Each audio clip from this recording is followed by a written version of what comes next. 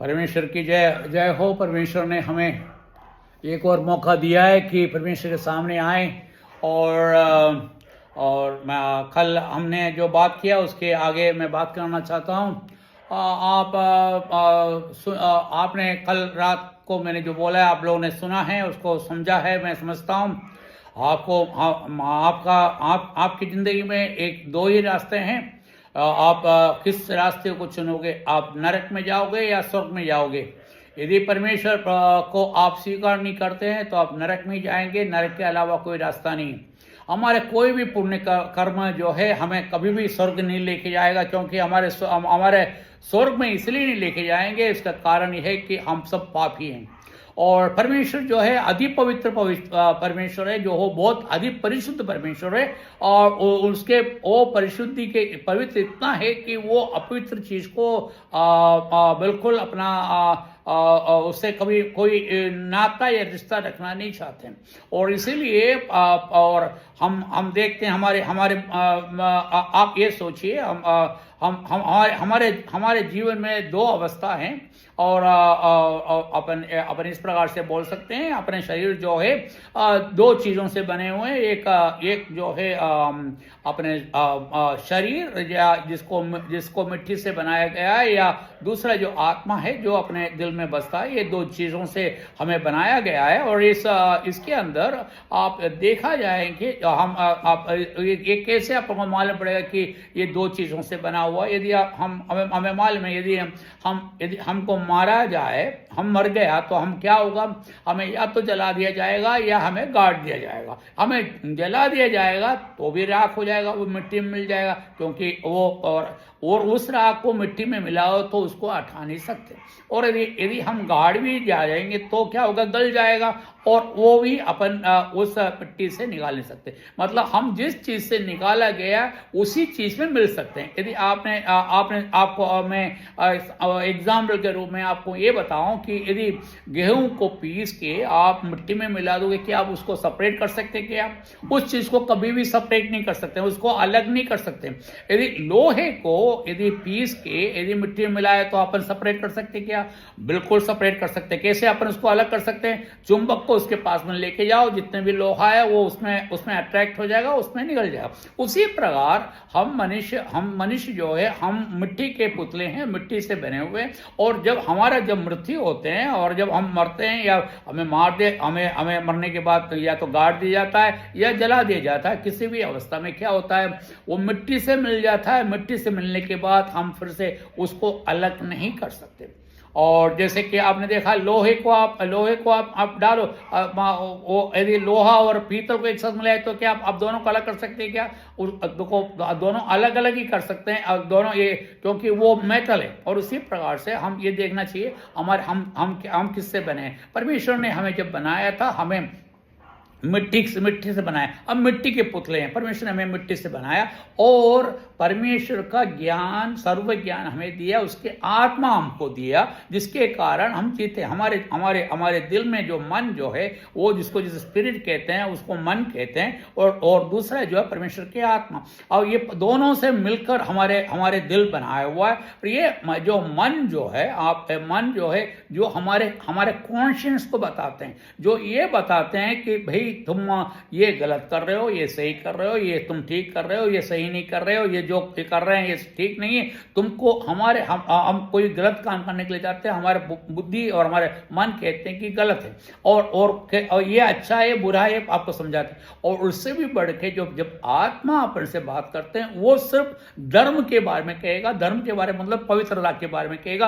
बाबा ये तुम जो कर रहे हैं, ये तुम गलत कर रहे हैं, तुम ये कर रहे हैं, ये बिल्कुल सही नहीं है। भाई तुमको भगवान तुम्हें माफ नहीं करेंगे, तुम जो कर रहे हैं उसका शिक्षा तुम्हें जरूर मिलेगा।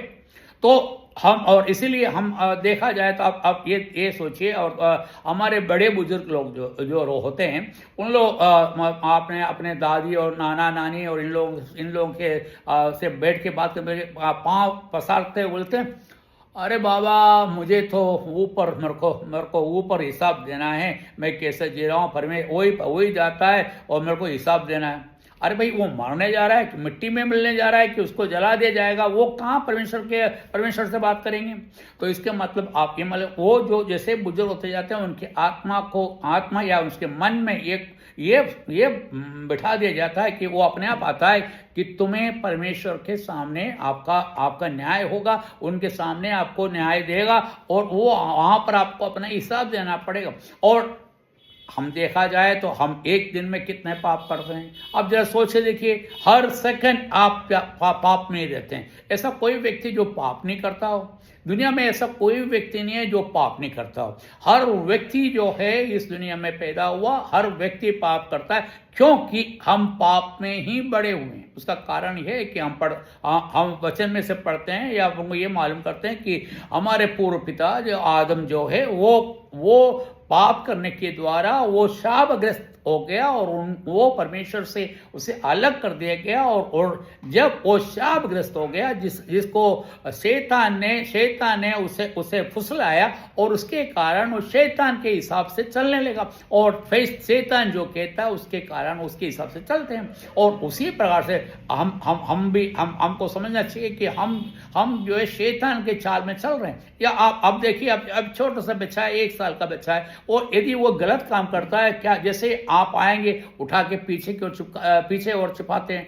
क्या आप उनको बताते हैं क्या तुम उसको छिपाओ क्योंकि तुम्हारे पापा जो आ रहे हैं वो तुमको मार देगा या तुमको डांटेगा? क्योंकि उसको मालूम है उसने गलती करा है, इसलिए उसने छिपाया, क्योंकि वो गलत काम करा है। और यदि तो हमारे जो कॉन्शियस है, जो हमारा माइंड जो है, हमारे दिल में जो है, हमें हमारा मस्तिष्क हमको बताता है कि गलत है सही। और कब से होता है?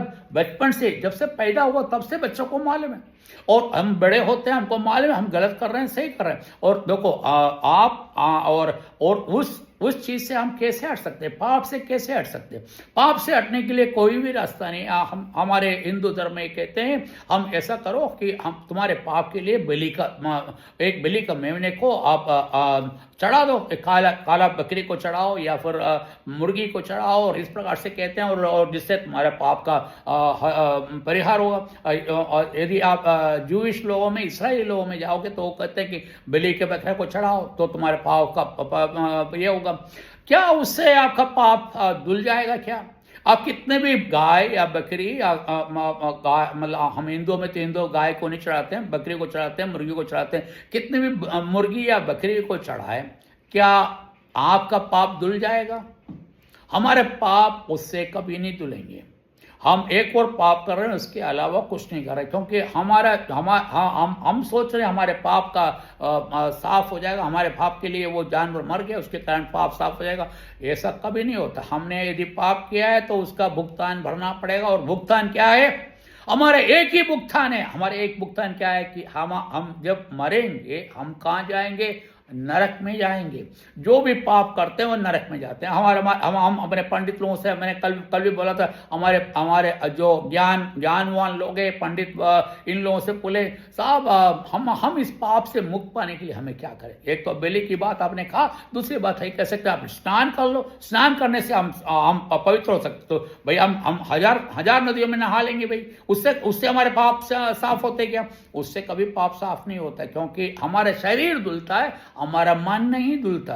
और उसी प्रकार से और उसका एक ही रास्ता है, इस पाप को आप धोने के लिए हमारे पास एक ही रास्ता है, क्योंकि हम पाप ना करें।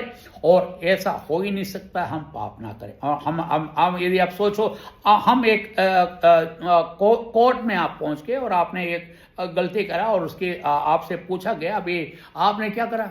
अरे साहब, पूरे गलती करा है। आपने एक गलती करा तो भी आपको सजा मिलेगा, आप 10 गलती करा तो भी सजा मिलेगा। आपका हर गलती का आपको सजा मिल रहा है। आपको बिना सजा के कोर्ट आपको बारी नहीं करेंगे, क्योंकि आप खुद कह रहे हैं कि मैंने पाप करा है। जब तुमने पाप करा है तो तुमको क्या होगा? और यदि ज्यादा बड़ा पाप करेंगे तो आपको क्या? मृत्यु दंड देंगे। मृत्यु दंड है सबसे बड़ा दंड जो मनुष्य को दिया जाता है। हमारे जीवन को हमारे शरीर से निकाल दिया जाए, उसको कहते हैं मृत्यु दंड। इसका मतलब ये कि हमको किसको मार सकते हैं? हम मनुष्य को, मने तो शरीर को मार सकते हैं, आत्मा को नहीं मार सकते। तो हमें जो मृत्यु दंड दिया जाता है, कहाँ जा रहा है? सिर्फ हमारे शरीर और आत्मा का विच्छेदन कर रहा है, मतलब उन दोनों का सेपरेशन कर रहा है, और उसके अलावा कुछ नहीं है। तो ये उससे हमारा पाप धुल जाता है क्या? यदि आपको मृत्यु दंड दिया तो आप पाप से धुल जाएंगे? बिल्कुल नहीं। आपकी आत्मा तो आपको यही बता रहा है कि मैं तो पाप किया है और इस पाप से मेरे को बचना है, और क्योंकि हमें कहाँ जाना है? हमें स्वर्ग में जाना है, क्योंकि हम आत्मा परमात्मा से आया है, तो परमात्मा हमारे दिल में है। जब परमात्मा हमारे दिल में है तो उसको आप दुख कर रहे हैं, आप उसको दुखी पहुंचा रहे हैं, क्योंकि हम क्या है, गलत कर करके परमात्मा को दुखी करके हमें उन्हें भगा दे रहा है। तो हमें परमात्मा के पास जाना है तो क्या करना पड़ेगा? हम में पाप नहीं होना चाहिए, और जब तक पाप नहीं होगा तब तक आप स्वर्ग नहीं जा सकते।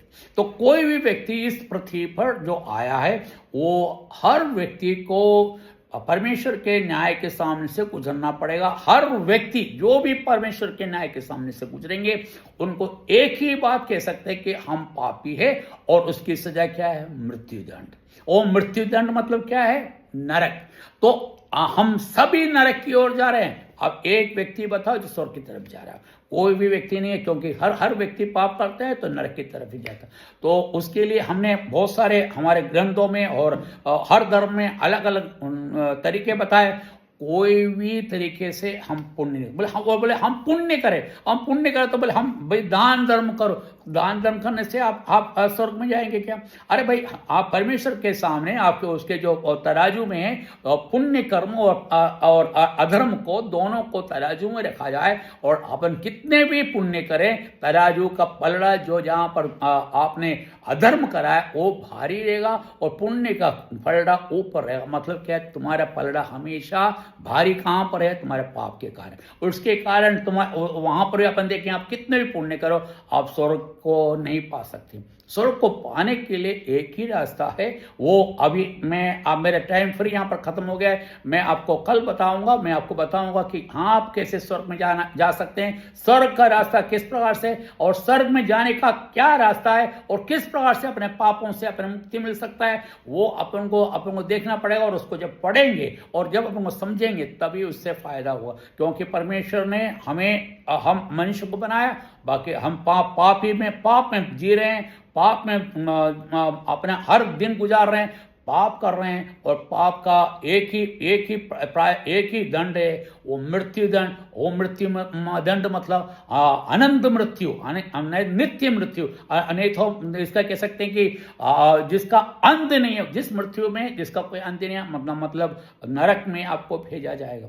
वो हम नरक के बारे में आपसे फिर बाद में बात करेंगे। तो अभी हमने इतनी बातें कहा, आप ध्यान से सुने। मैं कल आपसे फिर मुलाकात करता हूँ। प्रभु की नाम की जय हो। प्रभु आमीन।